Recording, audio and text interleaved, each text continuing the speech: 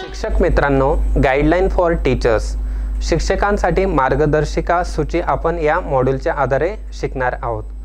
शिक्षक मित्रांनो, आपण जेव्हा विद्यार्थ्यांना इंग्रजी शिकवत असू त्यावेळेस कशा पद्धतीने शिकवावे आणि कोणती पद्धत अवलंबावी हे आपण या मॉड्यूलच्या आधारे शिकणार आहोत।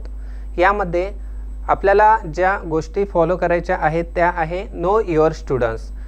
सो आपल्याला काय करायचं आहे तर आपल्या विद्यार्थ्याविषयी सखोल माहिती काढून घ्यायची आहे की आपला विद्यार्थी अभ्यासामध्ये इंटरेस्ट घेतो की नाही, त्याची अभ्यासात आवड आहे की नाही। त्यानंतर their family background, social and emotional needs, आपल्या विद्यार्थ्याचे फॅमिली बॅकग्राऊंड कशा प्रकारचे आहे। त्यानंतर बेसिक लिटरसी स्किल, त्याची साक्षरता स्किल कशा प्रकारची आहे हे देखील आपल्याला जाणून घ्यायचे आहे। अशा प्रकारे स्टुडंट्स आपल्याला know your students, their family background, social and emotional needs and basic literacy skill, ह्या सगळ्या गोष्टी आपल्याला विद्यार्थ्याबद्दल जाणून घ्यायच्या आहे। त्यानंतर आपल्याला जी पुढील गोष्ट करायची आहे ती आहे know their reading writing ability skill of Marathi language. आपला विद्यार्थी हा मराठी वाचू शकतो, लिहू शकतो की नाही हे आपल्याला अगोदर जाणून घ्यायचे आहे। जर आपला विद्यार्थी हा मराठी वाचू शकत असेल, लिहू शकत असेल तर आपण डायरेक्टली त्याला सोप्या पद्धतीने इंग्रजी शिकवू शकतो। बट त्याला जर मराठी वाचता येत नसेल तर आपण त्यावेळेस त्याला अगोदर मराठी सोप्या पद्धतीने देखील शिकण्यासाठी मदत करू शकतो आणि मराठी शिकल्यानंतर आपण त्याला इंग्लिश शिकवू शकतो। त्यानंतर शिक्षक मित्रांनो, आपल्यासाठी काही टिप्स दिलेल्या आहेत, तर त्या टिप्स कोणत्या आहे आपण बघूयात। यात make students comfortable to learn English, आपण जेव्हा इंग्रजी शिकू त्यावेळेस विद्यार्थ्यांना अनुभव झाला पाहिजे की इंग्रजी ही खूप सोपी लँग्वेज आहे आणि ते कम्फर्टेबल फील केले पाहिजे। त्यानंतर त्यांना एकदा आत्मविश्वास वाढला की ते खूप लवकर इंग्रजी शिकू शकतात। त्यानंतर आपल्याला काय करायचे आहे तर create positive environment and attitude to learn English. आपल्याला एन्व्हायरमेंट आपण जसं बघितलं की आपल्याला पॉझिटिव्ह गोष्टी सांगायच्या आहे आणि पॉझिटिव्ह एन्व्हायरमेंट तयार करायचे आहे।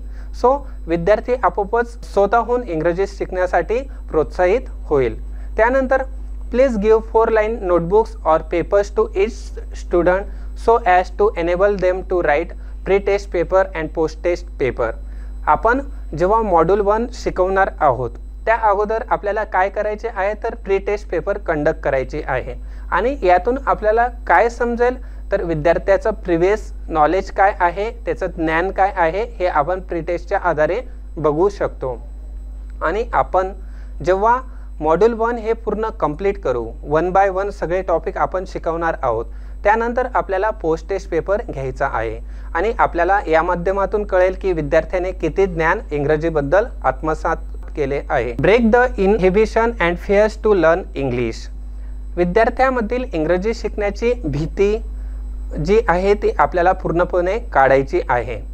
Use basic English learning module step by step, आपण जेव्हा शिकवणार आहोत त्यावेळेस आपल्याला कसे जायचे आहे तर स्टेप बाय स्टेप, म्हणजे आपण सुरुवातीला टॉपिक शिकवू शकतो, त्यानंतर व्हिडिओ दाखवू शकतो, त्यावरती एक्सरसाइज घेऊ शकतो।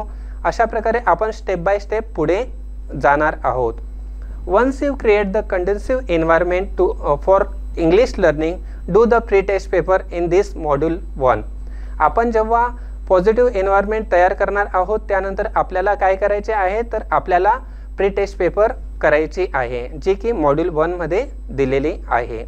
त्यानंतर use each session of this module and do the revision regularly, आपण जेव्हा मॉड्यूल 1 चे एक एक टॉपिक घेणार आहोत त्यानंतर शिकवल्यानंतर आपल्याला प्रत्येक टॉपिकवरती रिव्हिजन देखील घेणे आवश्यक आहे। You may give pause to the video, ask question and move ahead, आपण जेव्हा व्हिडिओ दाखवत असतो त्यावेळेस आपण तो व्हिडिओ स्टॉप करून त्यावरती आपण क्वेश्चन विचारू शकतो आणि क्वेश्चन आन्सर झाले की आपण त्यानंतर परत तो व्हिडिओ दाखवू शकतो आणि परत आपण तो टॉपिक पुढे कंटिन्यू शिकवण्यासाठी करू शकतो। After each session please do the attached exercise, प्रत्येक मॉड्यूलमध्ये प्रत्येक लेसन नंतर एक्सरसाइज देण्यात आलेली आहे, तर आपल्याला ते एक्सरसाइज फॉलो करणे, ते एक्सरसाइज घेणे आवश्यक आहे। Make English learning creative, joyful and teach them with fun and love. आणि आपल्याला इंग्रजी ॲक्टिव्हिटी बेस म्हणजे वेगवेगळ्या ॲक्टिव्हिटी करून देखील आपण शिकवू शकतो आणि विद्यार्थ्याला आनंदी आणि खूप शिकण्यासाठी प्रोत्साहित करू शकतो. You can teach module 1 topic to the students. Thank you for the day.